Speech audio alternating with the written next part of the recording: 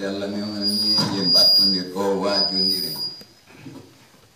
bismillah en fuɗɗori inde allah allazi o amara al insana bi taqwahu qailan ɓe fuɗɗorde inde allah o yamirɗo banu adama yo hulumo kanko allah e nder ko yamirimo ko gonno yamirnomo qailan o daali fatta ɗuni reni haɓitugol an ya ulil albab ko ono e jomiraɓe haqqillaji kala ma ko hakkillo reno haɓitugol allah sinan haray ko ka pulle o jeeya ɓay haray o hulani hanuɗo hulde au nom d'Allah qui est une jonction sacrante à l'être humain en disant vous les réfléchis, craignez-moi. Ma huwa taqwallah ko ɗum no woni hulugol allah huwa farmalatul insi ko ɗum woni frein banu adama kulol allah ko ɗum woni frein banu adama wa hasruhu ko ɗum sakkotomo anil bahyi o ronka bewde fillahi e nder ko rewata allah ko mo ala dey kulol allah harayno wawa masi mo ala frein ko kulol allah ngol wiyatama a ɗum ɗo de tefu anda si a anda tefu anda si tawi no moƴƴi sino boni reno e mum kono si kulol allah ala e on tigi hara yimo diwa ɗum o haajata min no wawa machine mo ala frein si naati e nder circulation on ko société on jama on wondigal ngal. Qu'est-ce que c'est que la crainte d'Allah? La crainte d'Allah, c'est le frein de l'être humain. C'est sa canalisation contre toute bêtise et transhumance dévotionnelle. Ni alate. La ibadata biduni taqwallahi. Mo bedo yo an wondema si tawi tum ala hulde habidugol Allah yo ando ala rewde Allah. Dewal makko ngal jaɓetaaki. Dewal jaɓetaaki si tawi kulol Allah ala e nder dewal ngal. Il n'y a pas de dévotion sans crainte d'Allah. Comme on dit. فهو مبعد الإنس من الفحش أي التمويه والخشم ko hulugol haɓidugol e allah ngol woɗɗinta banu adama e piiji ɗi allahu añi ɗin ay ko woni ɗin atanwihu ko fooro farannagol wona ko hina gonga wal khashami toña. C'est elle qui éloigne l'homme de l'ego à ricochet de la parodie et de la fourberie. Koye watta yila saɗo ɗen angal kulol allah naatugol ka ɓerɗe men tabintinen kulol allah ka ɓerɗe men e kala ko huroten ko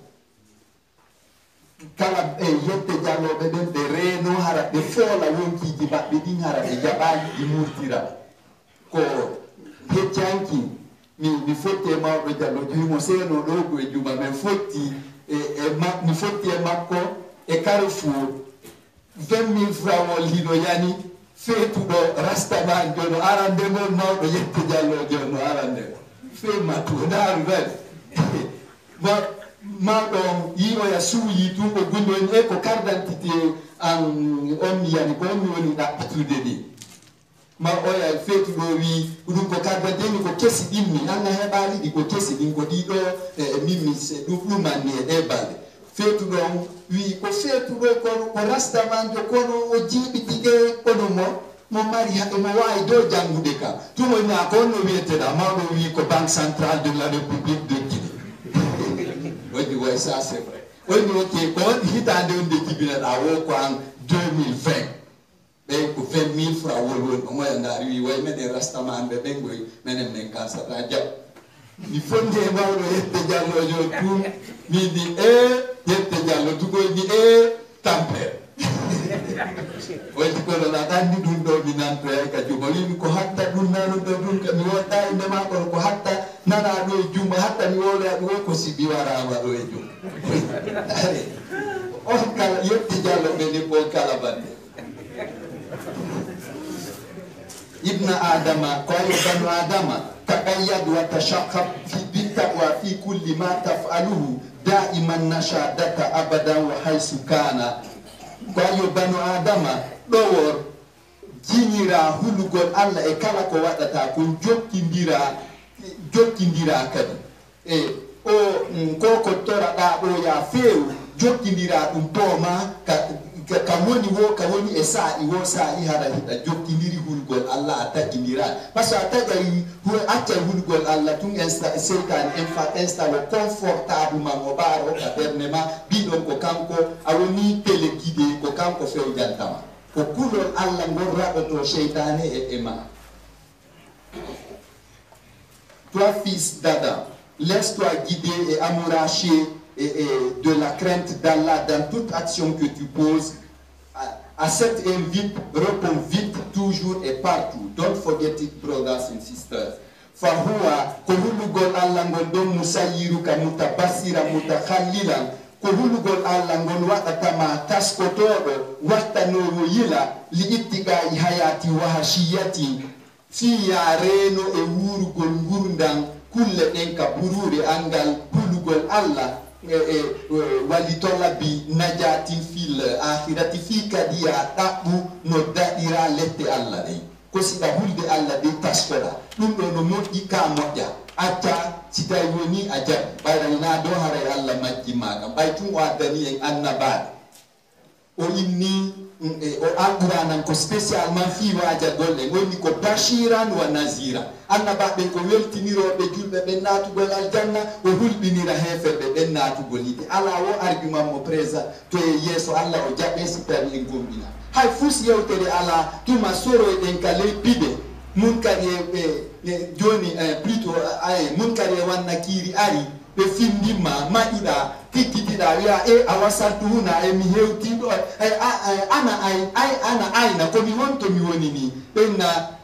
una dabruka ko do ni gaburuma wi awasatuhuna mi hewtido benna wasalta huna in kunta musinan fal jannatu mudakharatul laka sitai ko amodi no do kude acci ko hada ko aljanna on maranama wa illa siwana dum fannaru taharikuka ila al abad ko yite nge sunnata ma fanna ma Allah ko di to we are fenade alado no one can lie over the goto ata fende to miki yo mo wule falamami goto ata fende ko abelando ma est-ce que areuno Allah ko nun tagiranda na ko mirew Allah areuno mo wala gonga ko woni wo fi areuno mo areuno sa arewano mo yaha kadi kaberewano men yaha to rew ko Allah non ko hul gonmo bil khay bi secrètement kander perde ma hara ko don goto jokkama ko amoni sheru de horema ko dum ino o khutba fo e duma ko yobe tum andintina ma kono ko anta bintinta kulo Allah ngol ka perdema ha mi do kansude yomi aju Allah higo sutila je suis dans la caméra de sa surveillance ko ka caméra ma ko yomi himo sutila yomi aju haray adadi amalan kono si tawi tun awawa ni hore ma haray shaytan kan wawima. C'est la crainte d'Allah qui fera de toi une personne visionnaire, imaginative, afin d'éviter une vie sauvage et glaner le paradis céleste. كل ما نهاه الله أو أمر ففي منفعة البشر لا خير. محمد صلى الله عليه وسلم ماكي وين واتيلا هولو de kala ko Allah hadiko mako yamidi ko foko fi yota defo ko nafa tagefo ngum la khayra ina go ngo ina fi mako kanko di ko fi waten toni ni gatan ko nindire ko yamidi ko fo ko fi yen uti ko hadi ko fo ko fi waten sonjine dum hewto itamo de benni ila don so ya masiji na fama goddo kanko beni wo o wata na rude dum gonka Allah ko hakkunde menga way no woni kanko ni patron mengo sino gasa no wiye awa kanko ni jongalle de o accata toni ndire ngakam o accata no toni o frappa e wonti. Tout ce que Allah exècre ou recommande, c'est dans l'intérêt de l'humanité, pas plus. Wodron, n'abansan, sajil ismaka bil hurufi zahabiyati, figa imatil faizina, bigalami yusamma taqwallahi. Jono, bay ko liste jigidi wodi, ko an windata indemande e liste wo liste, kanato de aljanna e kanato de yite, windir indemande ka liste, nato de aljanna, windira dum kafe kange kono windirta dum ko karambo wietengol kulol Allah sa hulata Allah tu wallahi hada shaytani folima wallahi ya andu ko amal kisa sa huli Allah tu bil khaybi secrètement nderga hara ina ko yingo e goddungo si tawi fo be jodo duda be fo kiti julugo soka placement on jokka be asiko antum amemata ayi ko ida moni de alla fewdo do ahula alla nderga sina woni antu woni ange yimbe goto e taw ko jikku goto on mara ko sai do ko yingo won da wadi be tun kadi andu alla hino sutima huwa basirun ala kulli shay shahidun ala kulli shay il est omnipotent woni wo himo wa omniscient woni wo himo an omniprésent ka woni wo himo tawa mon frère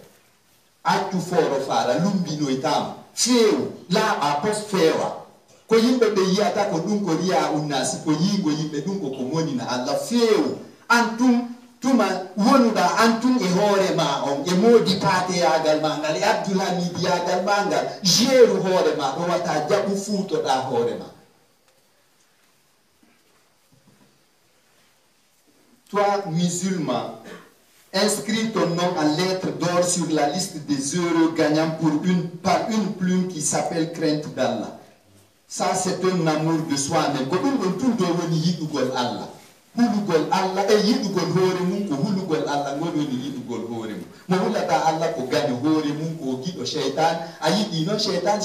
ko ganyo ma shaytan wi Allah newna nan nyande dangal hara atawoyta ɗuɗuɓe ɓe jiyaɓe ma hara ko yettunoɓe ma hara fof ko bewɓe o wondi kadi woni Allah mi wondiri bawgal ma ngal mi yaranayɓe côté droit côté gauche mi iwtira leyɗe dow mi yelinayɓe mi bewinayɓe mi ukkidirayɓe ɓe toñidira fi on haɓu sunnaɓe say noon a waɗi goɗɗo wellata on ɗon ko wallahi hara jofojo hewtitaki inen ko fippot ko woni noon probléme ɓurɗi ɗuɗude probléme jiɗi ko imma monondirano yomi geru goɗɗo a watamo gerde a heɓi zunubu ma ɗum yomi ñaamu komi hendi wo ko ñaamuɗa ko hendiɗa wo ko imma bil ɗaɓi an bizabzabi ko imma on tigino wadde ka tege mum ma ko hutora awra on ko ɗum le ventre ou le baba fo noon kadi do ko ga accata duniya kotte banna mon frère. Life is never perfect. La vie n'est jamais parfaite. Jamais. Mini a taga tawda aduna ko une fiyati jiwum a tay aduna ko turbaɗo molanaɗo ngarbuɗo sa wattanaji a wiya jokka aduna a perdi minon sa mayi ko ɓe innata e kaari acci terenji on acci galleji on acci otoje tu vois kono accu o naɓora haɗi ɗaɓɓa noon ko naɓortako c'est ça ɗum noon marsata sina hulugol Allah marsata ko gerɗa ko sikkuɗa no moƴƴi o sa a hulata Allah haray koye zéro wonata mais gasata ko ɗum ɗo woni l'épine dorsale fi dewal Allah ngal ko ɗum ɗo woni daƴƴere nde yahata arata si ɗaɗi ala toon tun wurata ko kulol Allah ngol woni ɗaɗi dewal maga.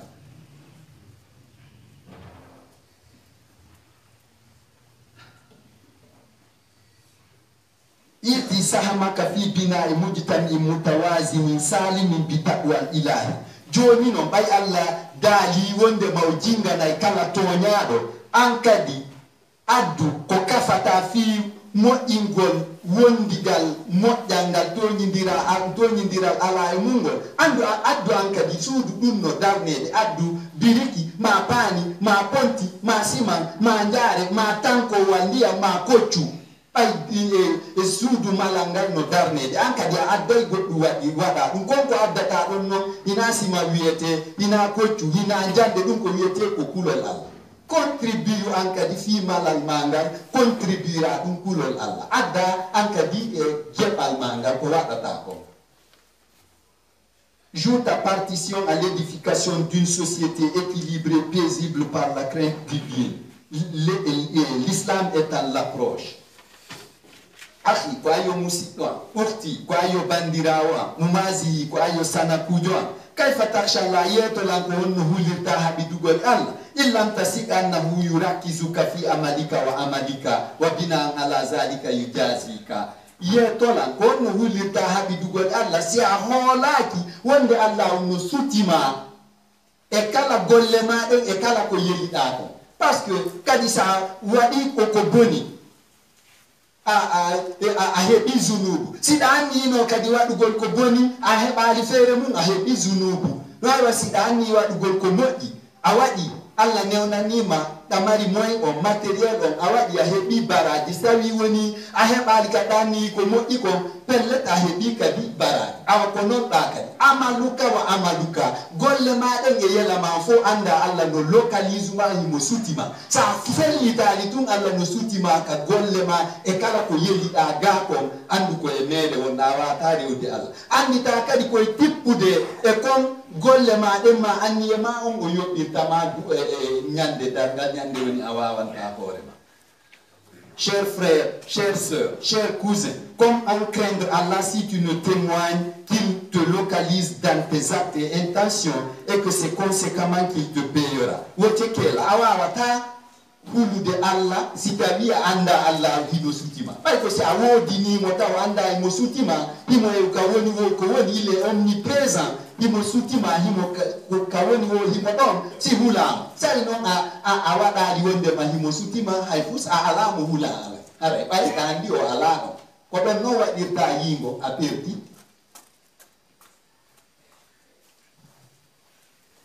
Ay sig wujudallahi wa awilhu. Si daɗugol kala problem holo Allah no woda adora ɗum ɗon e ko waɗata wo ko waɗata wonde Allah no woda himo sutima ɓay ko si on tuma wawata non huldemo. C'est-à-dire et la foi en Allah et priorise-la. Do it now. Ni si sente abada. Sina non joni ka wawuɗa garbuɗa ɗo gasata ya koskana mara kude. It's now or never. Ojoni sorto to ka parti setan ya ka parti Allah hula Allah sinansi woni ha do tari aron kiti hara ila wiki tayoni joni hay wabutuji madi ngawawata di yobude hara da jodi ay joda gongol awata yobude ɓuri installike ma kude de muro je no mura koppi di fo enne nyaariji awino ko ontuma hulata Allah wallahi hara ila ke mon frère Allah okore no dole ko yimmoto da ruku e sujudu awel sindiki a aron kiti ko wiata don dumani ko ese gol trompe gol Allah marshata Allah la yukhal antisi ala jamfala won muno ma ala jamfade we can't keep God brothers and sisters wakti lo de ko lawo to no ko lawo to de dewal Allah ngal ko kulol Allah sa huli Allah goy marsi hay fu se da ki har ko ni no mari condition di gol Allah ngol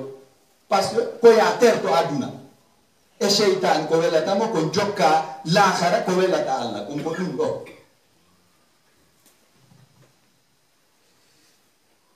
wa biduni taqwa satakunu mutawwaha muzalzalan bi itla'in bi iblisa sitawi tun ahulata habidu gol Allah shaytane jibitete o dimbe cende de fop nane o nyama o fole o waawi sitawi ahulata Allah. Sans la crainte d'Allah, tu es absolument déboussolé et branlé par Satan. Jawala. Dalallahu Allah dali. Fattaqwa khairu zadi mutazawwadi. Wa tazawwadu yobe. Ina yahugol makka tunde bay don ko fi makka wona non wolede. Kono ina fi makka yobe kulol Allah kala ka yahoton. Fa inna khaira zadi ko buri moƴƴude njoba attaqwa ko hulugol habidugol e Allah. Mino siko pokkite yoɓiɗa lannay siko euro lannay dollar lannay ko yoɓiɗa o lannay sina kulol Allah nde ɗa foofa ƴawna jippina andu wondema Allah no sutima mo wawma warde fewno donc hulu haɗi dugol e makko e fewdo ka wuruɗa kon c'est ça mourir vivant ko ɗoni mayugol harani no wuuri andal ko hulugol haɗi dugol e Allah. Allah dit que sa crainte reste et demeure la meilleure provision approvisionner. Si Qatar, no doubt in it, brothers and sisters. Kullama hadasa fuhushum ibhas madrasa iwazit taqwa. Kala ka bonki wadi, façon wo bonki gidi, de bonki wadi wo, that be to piste andal hulugol Allah ngol. Haray ko andal hulugol Allah hino ton that be to ngol jurol si yita ko wadi ko ko haray ko bay Allah hulaka. Si bonki ki wat si Allah hula matum on tigi wadata bonki ki. À chaque fois qu'une fourberie est lieu, explore la piste de la non-crainte d'Allah. That's right. Wa takhallulu iblis wa midkhaluhu laysa taridaini. Haray intervention iblisan e jibitande makonde haray itte take ender konko da andu haray oya intervenu c'est iblis a intervenu o ukkiti ke nder golle maɗen a gaynani ko ɗum si waɗuɗa bonkiki on tuubugol donc a andi ko ya yatto tuubugol ngol kadi min tu dois présenter un mea culpa sans bis répétita ko ya tuubuye nde wotere hara a fillitota on holli hiɗa hula haɗidugol Allah wata mayu tawa hiɗa e nder on ɗon foro fara sinani a andi ɗon haray seytane interféri ke ukkitike e nder ko wonɗa gere kono wawi wasi interférence waɗi ke ka téléphone wiya on jarama modi paate tawa goɗɗo wiyato e sillanaɓe ayi interférence waɗi ayi nanton wiyata haray goɗɗum jiiɓiti ton ka réseau ano ukki no welsidorɗa hulugol haɓidugol e Allah ngol seytane ukkitoto kisan e nder golle maɗe. Alors l'intervention de Satan et son interférence ne sont jamais exclues. Eva never. Walimna jaati ihzaril khashama wal hirsa wal nikma. Wono fiya dadu ko seytane fippotoma ko fiya dadu so wonsinale seytane ɗe reno e toñugol e rere ɗugol e yottagol kadi si a waɗama goɗɗum wata yotto may bo yasalunaka ɓe falama landade Mohammad Maza en figuna gonɗum ɓe okkitirta ko ɓe miskimɓe ɓuri yeetoɓe al afwa ko yaafagol ko toña ko harayɗa toña goɗɗum yaafo a sadaka hewtitota ko ɗum ɗo donc a tertoto toñugol e ndereraku kañumma e yottagol ɗum haray a woni place ka huloɓe Allah ɓe weeri ɗon. Pour pallier à ça, évite le tort, la cupidité et la vengeance. Tuna bara janyadi gonga on do laabi ko se laabani hore men e se laabal Allah kam bayyana lana kulla shay ko woni wo ko ni o fenninani woni on nana be na kamilu koko timmi na kan kamaliki koko timmi fusu illa ton bay Muhammad sallallahu alaihi wasallam o clôture e profession anna ba kun goto aditata ala lende tero ko ɗum Allah timmini ɓenna ko kaamilure ko timmunde a bara kamali timmille la a heɓata question ka dina mo darata tawa ala ka nder kamil enen do Allah do ala argument mo place ye yeeso Allah o acca en o addi d'abord 313 prophètes temetato e sappo e tato enen yendi ɗen kakara mo woni ko oɗo noon ɓurata la welde oyni ok mi tagay on tawa non ko kam mofte Muhammad Beyali en bay ngeddi chance ngumtori o chance fo mo be ara imbato yo annabajo mo nyande fati ta ngandi no barbartude wa wurere yette jallojo heddi do sobjaari no para nade ngandi ni hara mo be feti di e hore mum mo be ara ka annabajo mum am men adi Seydina Ibrahim Musa na yo nafsi fendo do yo mutakabul ko fippodiro baraji ni min mi hajaka e goddo ko mi ani ko watami wata Allah sunna ko dum ben do fo wiya kala non jabunobe ko Muhammadu maati ko o pottiti ko Muhammadu haadi ko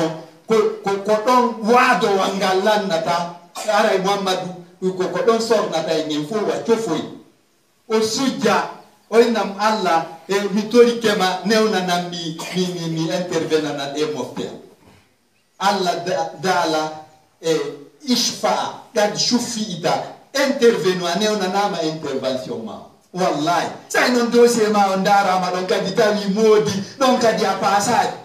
e session d'octobre si waɗanama étudiant o paga yi hitande nden fof arama ɓeni ok joni ko section d'octobre e nder vacation kadi préparo profita e wattana yila janga moƴƴa ɓay a welsidino no lekkol udditiri mais waɗay kadi test fiya paasida e ɓeɓe jangidaynoɗa te promotionnaire de classe sayi ɗon kadi a pasadi wallahi haray ko haajuma iha affaire nannaki c'est vrai in heɓi Muhammad Allah dal ko ɗo mi ɓurni yidde tagge fofo fof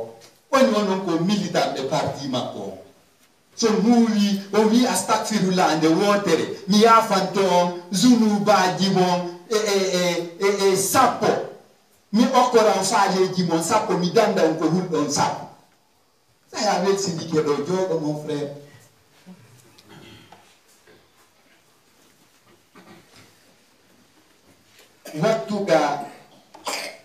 wattuga fa ba'da suna'iyin tidda shaytan e wiide hulugol haɓidugol Allah ngol laati ke wontuma jippirɗa e seytane waɗɗon duel ono ɗiɗo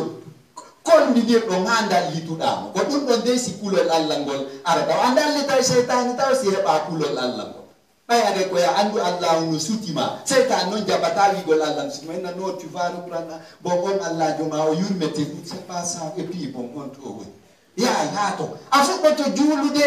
seytani ok bon min fal ƴecca alansara mannoɗa fo quoi ara wiyana noon si alansara wiya yo mi juulu mi borra noon kono bon fana e alansara bon artiɗode a futuro foɗo faratnama o gasiga hawtidira ay na ɗo noon mi heeɓi kam weera ça c'est bien o balare mi jiiɗita e nder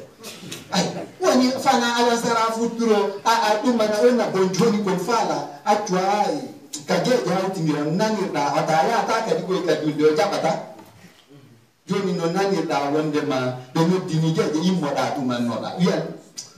wiya ok araya ha ka geeƴen he wiya kono ɗum ɗo mum fana subaka fana alansara futuro geeƴe joni komi waɗata ɗo juutimi wata yoɓuɗuno fo la ronki ko aƴen har no mat bisine sihoy koye ay ya joni a accay juuloya subaka hande on ka subaka jam a haɓɓidi e Allah est ce que ɗa haldi e Allah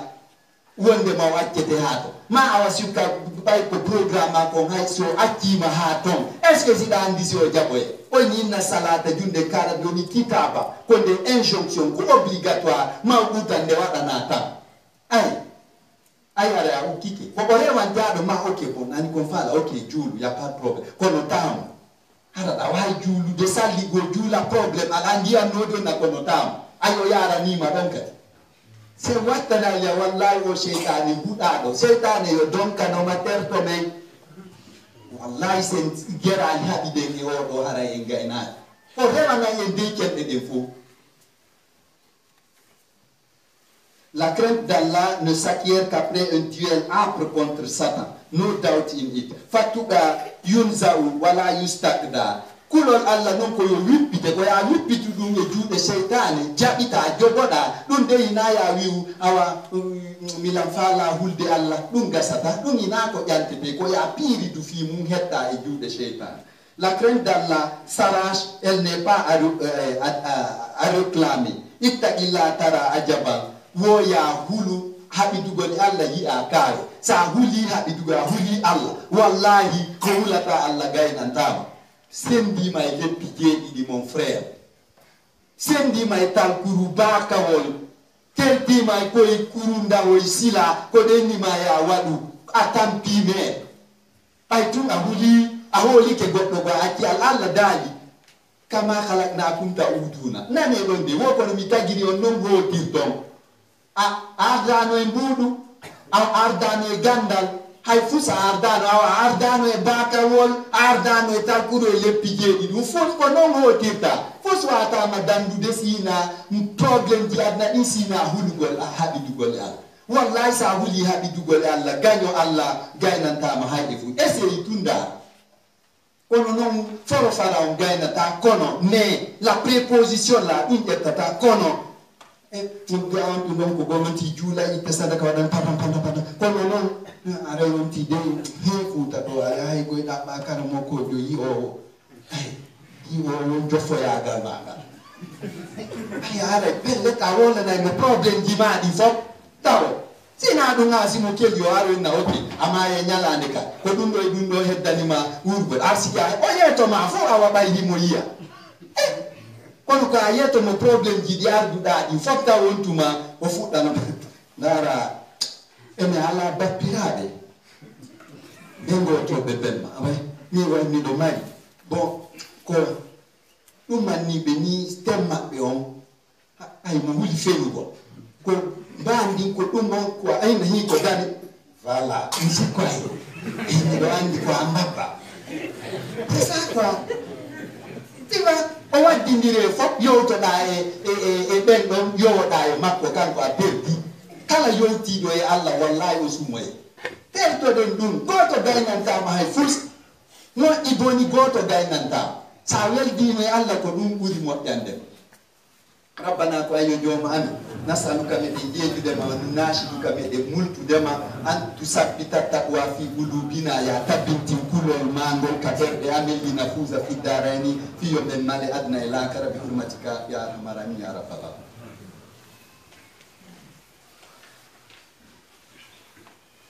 Bismillahirrahmanirrahim. Alhamdulillahil wahhab, alhamdulillahi shakurul karim. Ikhwani koni yo musibe am fa'lamu ande anna iwaza taqwa ideology yun danifun angal hulugol Allah do ko faamu wondudo e nawnare. Chers frères et sœurs,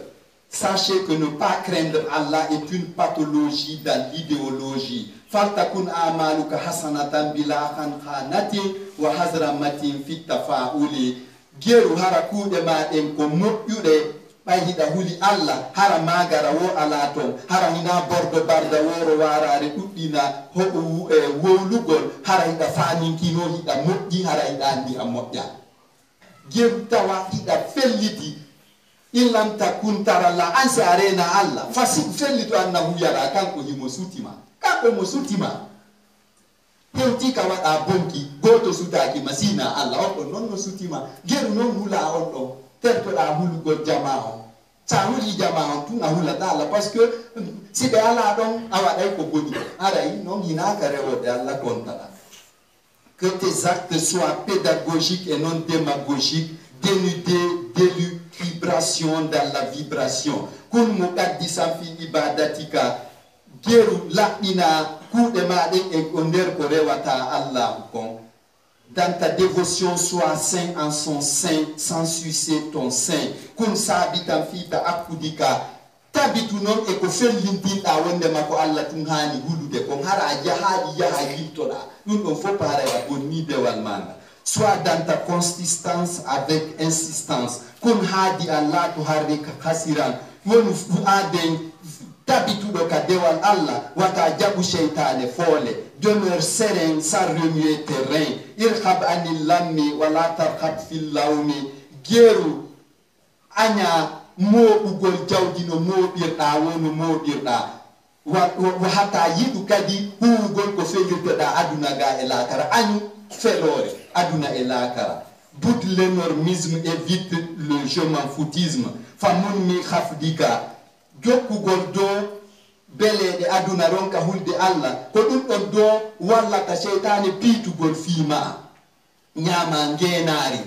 an hiɗa andi fewno ɗo hiɗa halfina goɗɗum ma ɗum hiɗa hoolora ma sa wowli nanete ma ko a lanɗo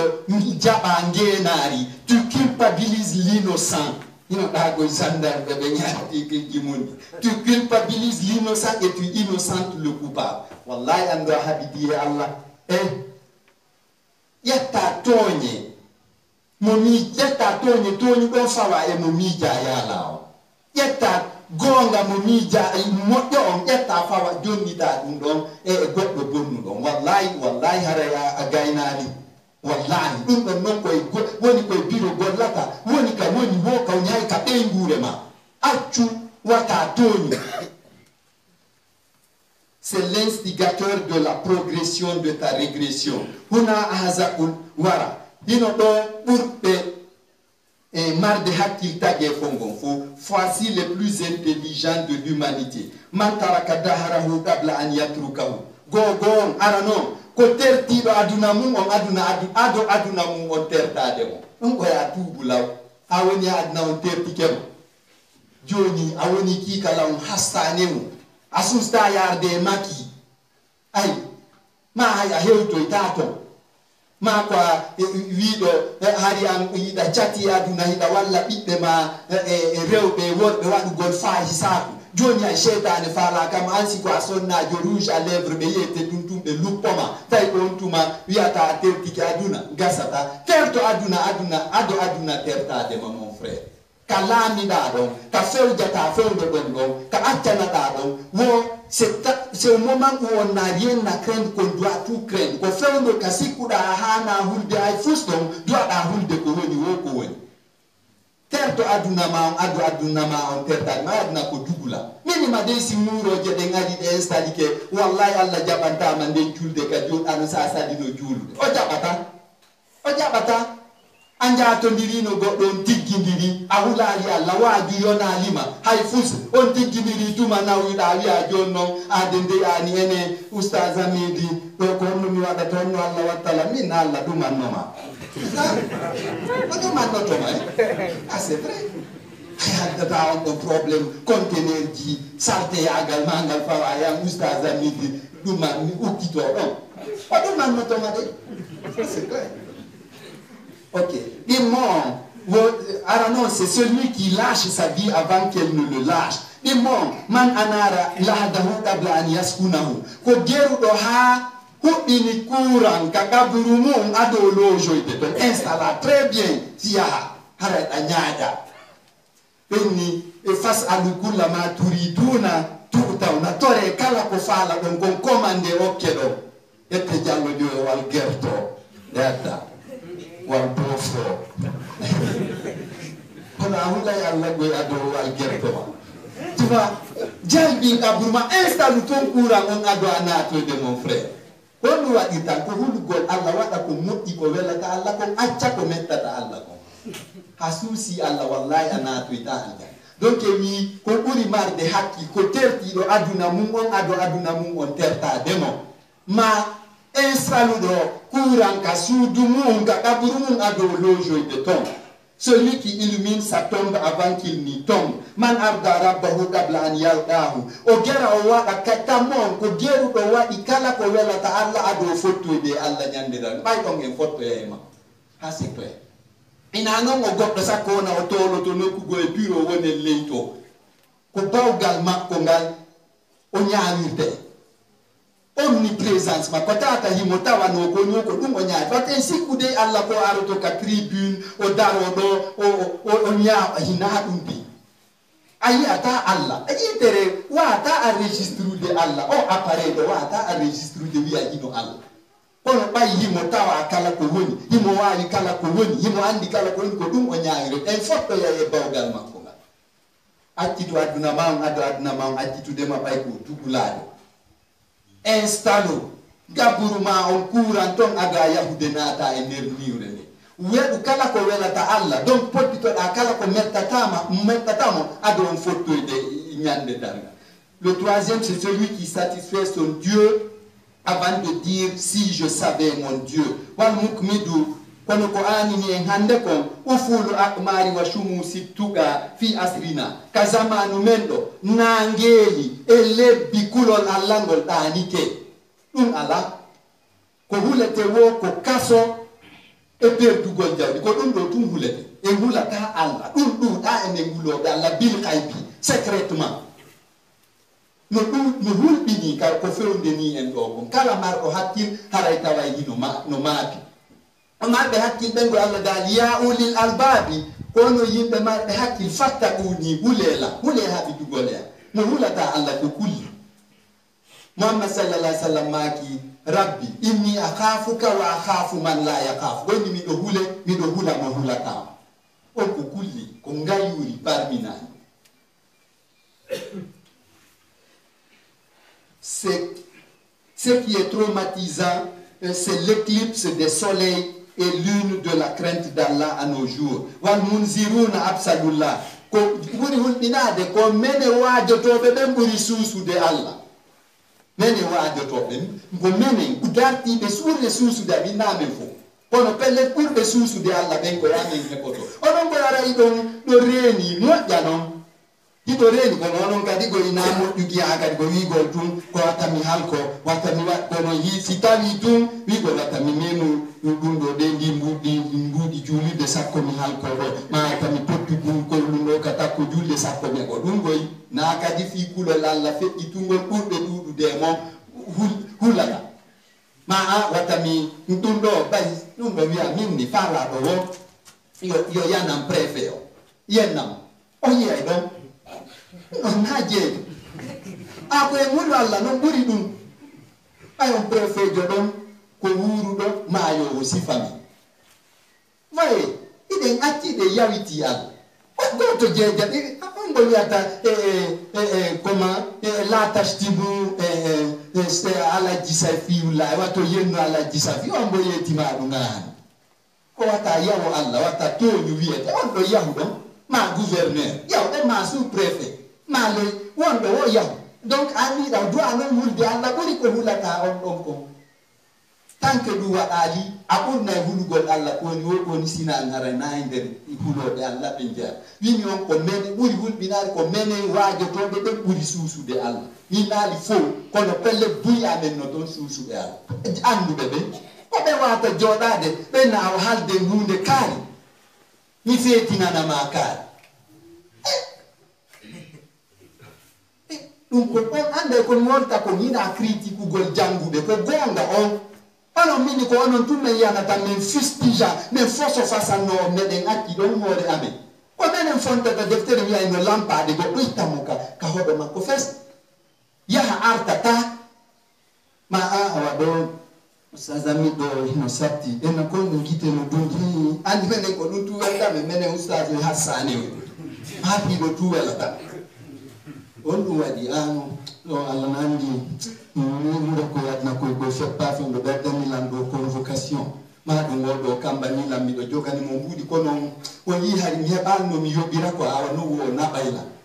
o sokoya ɓen awa piiji ɗi ɓennata de hanno jeeɗa heɓa ko ɓen tawa andi piiji aduna ɗi ɗum satti marsumam ala ko ɗum o hukkatama e mum taw on nawa joni iko honno faaliraɗa siki a sumayi ukkodiren ɓenna ko akdul kala plombugol haala kam ñoƴƴina ka woletake ye ñawlunoɗoma dépanuma ñande ma piɗa nde koye ñoƴƴine ɓaymi hetto on goɗɗugo talkulugoy ko ino woodi hara noji summum bokmum yum fam la yatakallamuna ko ɗum tarinirta haatimere nde wo ko faatɓe goppi ɗuɓe ɓurɓe ɓe wowlitataki kaaro ɗum ɗo ƴette tagge ukke e hoore gertogal taƴangal hoore gal ɓukka toon juulawa fure enni ɗum ɗo wontatake ira e hayre teddude leydi hayre teddu way ko ɗum min gollirta fofurande kon ay min ñoƴƴini so jaare murade pelletto on arɗo ka an e min men perdi waye ko menen suusi wadden ko ɗon sinin ko menen ɓuri suusude Allah. Les prêcheurs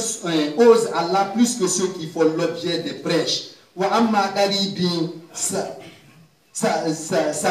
tawil jinazata kono ya andudo ko neɓata ko pellet an kadi do a waɗɗoto e balangaru ɗum a loja e ɗon nattera sa sowru sowti tawi ko an maayi fima nde ñande a hiwrodirtake ko an hiwrete fimu a naɓama ka ɗaburu wallahi kala ko wolaɗa ɗo a taway ko gonga mon frère.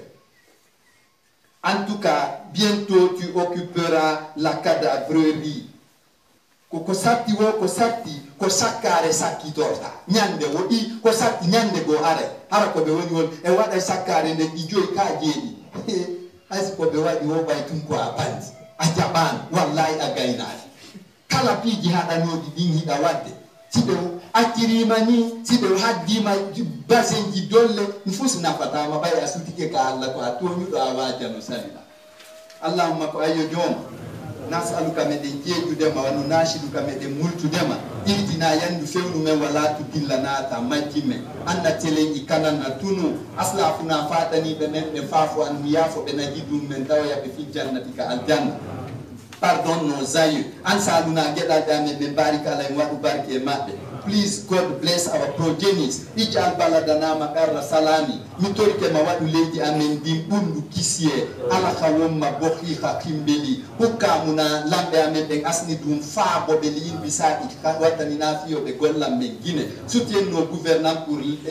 l'émergence de notre patrie. Tatal ansabi isa sawaina simen soro yikale pideme plafo di pideme. Mitorike ma subbanara fatakala na yandi yuppu yurmende mande nyamen ara lettadi men badal hisabi sa nyaawi men bay be men nato no ko la tu lijna illa fi jannati ka tanadu men sinaka al jannam kiti tambi Allah don ila altinaro bi hurmatika ya arhamar rahimin ya rabbal alamin.